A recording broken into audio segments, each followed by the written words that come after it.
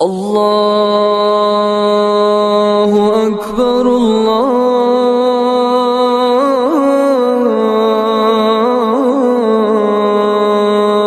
اکبر۔ السلام علیکم ورحمۃ اللہ وبرکاتہ۔ عزیز دوستو، میرے مومن بھائیوں، کائنات میں اللہ رب العزت کی عظیم نشانیوں اور مخلوق پر اس کی واجب الشکر اور عالی شان نعمتوں میں سے ایک یہ ہے کہ اس نے اپنی مخلوقات کے لیے زمین کو مسخر کیا، اسے ہموار اور وسیع بنایا اور اس میں نشو و نما کے تمام اسباب ودیعت فرمائے۔ سورج، ہوا، مٹی اور پانی جیسے عناصر فراہم کیے اور زمین کی کاشت، اس کی پیداوار اور اس کے پھلوں تک رسائی کے راستے آسان کیے۔ اللہ رب العزت کا فرمان ہے، وَآيَةٌ لَهُمُ الْأَرْضُ الْمَيْتَةُ أَحْيَيْنَاهَا وَأَخْرَجْنَا مِنْهَا حَبًّا فَمِنْهُ يَأْكُلُونَ وَجَعَلْنَا فِيهَا جَنَّاتٍ مِّن نَّخِيلٍ وَأَعْنَابٍ وَفَجَّرْنَا فِيهَا مِنَ الْعُيُونِ لِيَأْكُلُوا مِن ثَمَرِهِ وَمَا عَمِلَتْهُ أَيْدِيهِمْ أَفَلَا يَشْكُرُونَ۔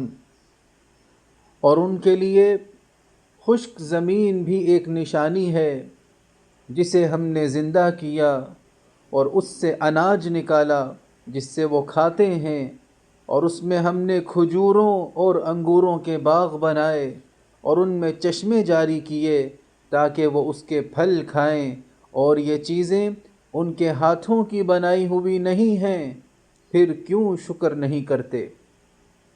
یہی وہ درخت اور نباتات ہیں جن کا ذکر رب تعالیٰ نے اپنے کلام میں بارہا فرمایا اور ان کی اہمیت واضح کی۔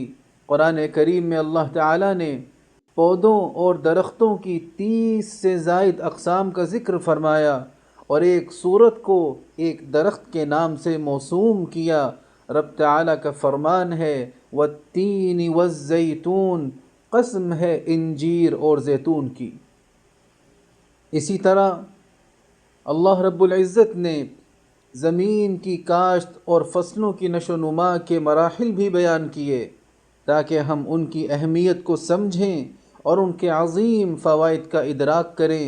چنانچہ فرمایا، فَلْيَنظُرِ الْإِنسَانُ إِلَىٰ طَعَامِهِ أَنَّا صَبَبْنَا الْمَاءَ صَبًّا ثُمَّ شَقَقْنَا الْأَرْضَ شَقًّا فَأَنبَتْنَا فِيهَا حَبًّا وَعِنَبًا وَقَضْبًا وَزَيْتُونًا وَنَخْلًا وَحَدَائِقَ غُلْبًا وَفَاكِهَةً وَأَبًّا مَتَاعًا لَكُمْ وَلِأَنْعَامِكُمْ۔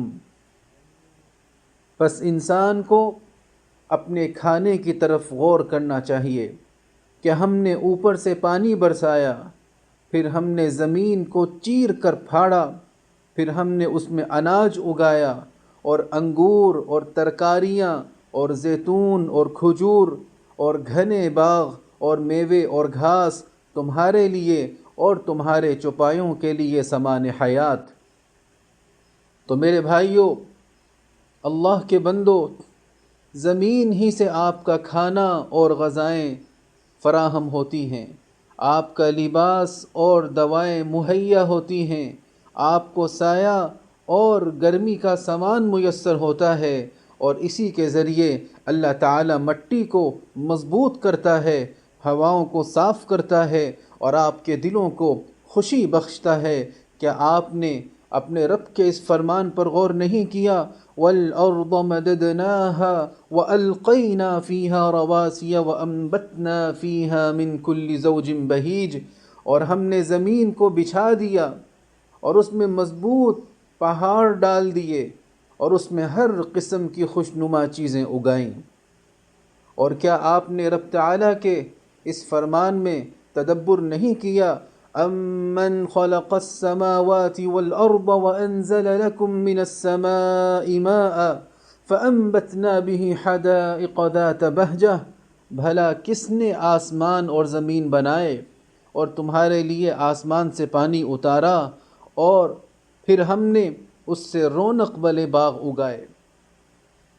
اللہ کے بندو، ہمارے دین حنیف کی زراعت کے ساتھ وابستگی کا ایک مظہر یہ ہے کہ اللہ رب العزت نے قرآن کریم میں حضرت یوسف علیہ السلام کی زراعت کی ترغیب اور اس کے لیے ان کی دلچسپی کو ہمیشہ کے لیے محفوظ فرما دیا، جب انہوں نے فرمایا قال تزرعون 7 سنین دأبا، کہا تم 7 برس لگاتار کھیتی باڑی کرو گے۔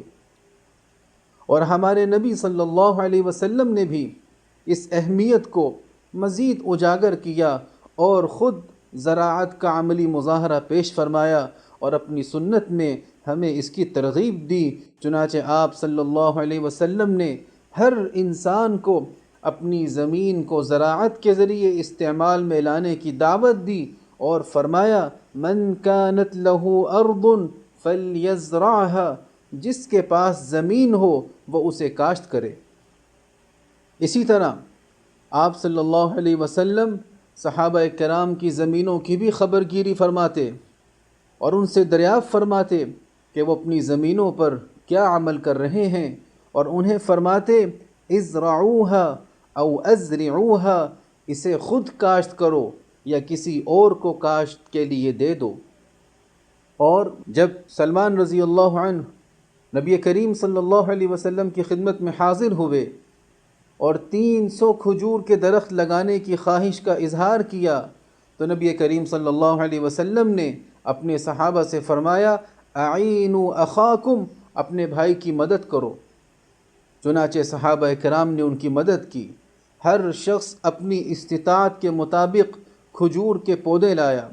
رسول اللہ صلی اللہ علیہ وسلم نے سلمان رضی اللہ عنہ کو حکم دیا کہ ان کے لیے گڑھیں کھودیں اور فرمایا فَإِذَا فَرُغْتَ فَأْتِنِي أَكُونُ أَنَا أَضَعُهَا بِيَدَيَّ، جب تم فارغ ہو جاؤ تو میرے پاس آنا، میں خود انہیں اپنے ہاتھوں سے لگاؤں گا۔ سلمان رضی اللہ عنہ فرماتے ہیں میں نے گڑھے کھودے اور میرے ساتھیوں نے میری مدد کی، یہاں تک کہ جب ہم فارغ ہو گئے تو نبی کریم صلی اللہ علیہ وسلم میرے ساتھ وہاں تشریف لائے، ہم آپ کے قریب کھجور کے پودے لاتے اور آپ صلی اللہ علیہ وسلم انہیں اپنے دستے مبارک سے لگاتے رہتے یہاں تک کہ سب مکمل ہو گئے۔ قسم ہے اس ذات کی جس کے قبضے میں سلمان کی جان ہے، ان میں سے ایک بھی درخت خشک نہیں ہوا۔ سبحان اللہ، کیا ہی عمدہ سماجی طرز عمل کی مثال ہے جس کی پیروی کرنا اور جس پر عمل درآمد کرنا ہمارے لیے ضروری ہے۔ چنانچہ ہمیں درخت لگانے اور ان کی دیکھ بھال پر توجہ دینی چاہیے، کیونکہ یہ نہ صرف ہمارے لیے بلکہ ہماری زمین اور ماحول کے لیے بھی فائدہ مند ہے۔ لیکن خبردار، کہیں ہم غفلت کے سبب اپنی نباتاتی دولت کو نظر انداز نہ کریں یا انہیں بے جا کاٹ کر ضائع نہ کریں، کیونکہ یہ ماحولیاتی نظام پر ظلم ہے جس سے اللہ تعالیٰ نے منع فرمایا ہے، جیسا کہ ارشاد باری تعالیٰ ہے وَلَا تُفْسِدُوا فِي الْأَرْضِ بَعْدَ إِصْلَاحِهَا، اور زمین میں فساد نہ کرو اس کی اصلاح کے بعد۔ تو میرے بھائیوں، نبی کریم صلی اللہ علیہ وسلم نے بھی درختوں کے تحفظ کی وصیت فرمائی اور اپنے ایک صحابی سے فرمایا وَلَا تَحْقِرَنَّ نَخْلًا وَلَا تَعْقِرْهَا وَلَا تَقْطَعْ شَجَرَةً مَطْعَمَةً، کھجور کے درختوں کو نہ جلاؤ، نہ کاٹو، نہ ہی پھلدار درختوں کو نقصان پہنچاؤ۔ اے اللہ، ہمیں اپنی زمین، باغات اور ماحول کی حفاظت کی توفیق عطا فرما اور اپنے حکم کے مطابق عمل کرنے والا بنا، جیسا کہ تو نے حکم فرمایا یا ایھا الذین آمنوا اطیعوا اللہ واطیعوا الرسول واولی الامر منکم، اقول قولی واستغفر اللہ ربی۔ میرے مومن بھائیوں، بلا شبہ اللہ تعالیٰ کی اپنی مخلوق کی تخلیق میں حکمت میں سے ہے کہ اس نے نباتات کے لیے زمین کی مختلف اقسام اور موسم کے جدا جدا حالات فراہم کیے ہیں۔ تاکہ ان کی پیداوار میں تنوع ہو اور ان کے پھل کثرت سے پیدا ہوں جو انسان اور دیگر مخلوقات کی ضروریات کو پورا کر سکیں۔ اللہ تعالیٰ کا ارشاد ہے وَفِي الْأَرْضِ قِطَعٌ مُتَجَاوِرَاتٌ وَجَنَّاتٌ مِّنْ أَعْنَابٍ وَزَرْعٌ وَنَخِيلٌ صِنْوَانٌ وَغَيْرُ صِنْوَانٍ يُسْقَى بِمَاءٍ وَاحِدٍ وَنُفَضِّلُ بَعْضَهَا عَلَى بَعْضٍ فِي الْأُكُلِ إِنَّ فِي ذَلِكَ لَآيَاتٍ لِقَوْمٍ يَعْقِلُونَ۔ اور زمین میں ٹکڑے ایک دوسرے سے ملے ہوئے ہیں، اور انگور کے باغ ہیں اور کھیتیاں اور کھجوریں ہیں، ایک کی جڑ ملی ہوئی بعض بن ملی، انہیں پانی بھی ایک ہی دیا جاتا ہے، اور ہم ایک کو دوسرے پر پھلوں میں فضیلت دیتے ہیں۔ بے شک اس میں عقل مندوں کے لیے بڑی نشانیاں ہیں۔ تو میرے بھائیوں، ہمیں معتدل موسموں اور خوشگوار ہواؤں کا فائدہ اٹھاتے ہوئے اپنی زمینوں، گھروں کے باغات، اسکولوں اور اداروں میں زراعت کرنی چاہیے، اور اپنی مساجد کے صحنوں میں درخت لگانے کی مہم میں بھی حصہ لینا چاہیے، اور ہم سب کو قومی مہم جوئی پروگرام ازرع الامارات میں حصہ لینا چاہیے جو ہماری دانشمند قیادت نے شروع کیا ہے، اور اسی طرح الہیئۃ العامہ للشؤون الاسلامیہ والاوقاف کی جانب سے نزرع مساجدنا کے عنوان سے شروع کردہ مساجد کے صحنوں میں وقف شجرکاری کی مہم میں بھی حصہ لینا چاہیے، اور یہ سب اللہ کے لیے نیک نیتی سے اور اجر کی امید رکھتے ہوئے کرنا چاہیے، کیونکہ یہ اعمال اللہ تعالیٰ کی رضا کے دروازے اور صدقات و تقرب الی اللہ کی قسموں میں شامل ہیں۔ نبی کریم صاحب خلق عظیم صلی اللہ علیہ وسلم نے فرمایا ما من مسلم یغرس غرسا او یزرع زرعا فیأکل منه طیر او انسان او بہیمۃ الا کان له به صدقہ۔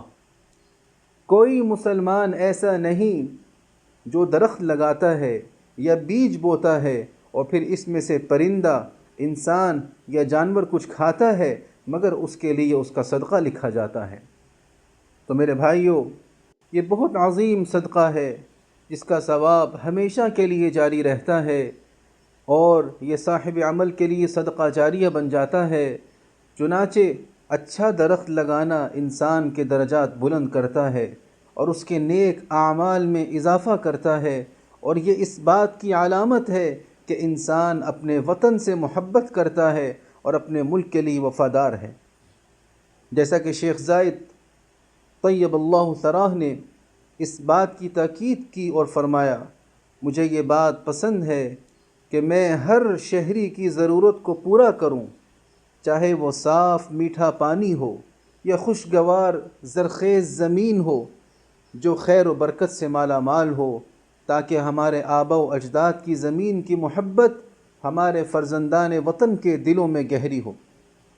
تو میرے بھائیوں، آئیں ہم اپنی زمینوں کو ایسی سرسبز و خوشگوار وادیاں بنائیں جہاں قلبی سکون اور ذہنی راحت کی خوشبو پھیل رہی ہو، جو فضاؤں کو خوشگوار بنائے اور دھول اور شور کو کم کرے، تاکہ ہمارا ملک سرسبز و شاداب جنت اور بھرپور باغات والا بن جائے۔ تؤتی اکلہا کل حین باذن ربہا، وہ اپنے رب کے حکم سے ہر وقت اپنا پھل لاتا ہے۔ قائدین کو راستی کی توفیق عطا فرمائے اور اس کے عوام اور یہاں مقیم افراد کو کامیابی اور سعادت مندی عطا فرمائے۔ الہ العالمین اپنے احکام اور نبی کریم صلی اللہ علیہ وسلم کی سنتوں سے محبت نصیب فرما اور ان پر عمل آسان فرما۔ ہمیں اور ہماری اولاد کو علم نافع اور عمل صالح کی توفیق عطا فرما۔ تمام گناہوں اور ہر قسم کی خرافات سے ہم کو بچا لے۔ ہمارے والدین، عزیز و اقارب اور پوری امت مسلمہ کی مغفرت فرما۔ ہمارے تمام مرحومین کو جنت الفردوس میں جگہ عطا فرما۔ ہم پر باران رحمت نازل فرما۔ اس ملک کے صدر ذی وقار شیخ محمد بن زائد، ان کے نائبین اور ان کے ولی عہد کو توفیق و عنایت عطا فرما۔ یا اللہ، شیخ زائد، شیخ مکتوم، شیخ خلیفہ بن زائد اور دیگر مرحومین شیوخ پر رحمت نازل فرما۔ اس ملک کو دین و شریعت، علم و ثقافت، عزت و احترام، تعمیر و ترقی، صفائی و پاکیزگی اور حسن و جمال کا وطن بنا۔ متحدہ عرب امارات اور عالم اسلام سمیت پوری دنیا کو امن و امان کا گہوارہ بنا۔ وفقنی اللہ و ایاکم لصالح الاعمال، وصلی اللہ علی سیدنا و نبینا و حبیبنا محمد وعلى آلہ وصحبہ اجمعین وعلى من تبعهم بإحسان إلى يوم الدين۔ السلام علیکم ورحمۃ اللہ وبرکاتہ۔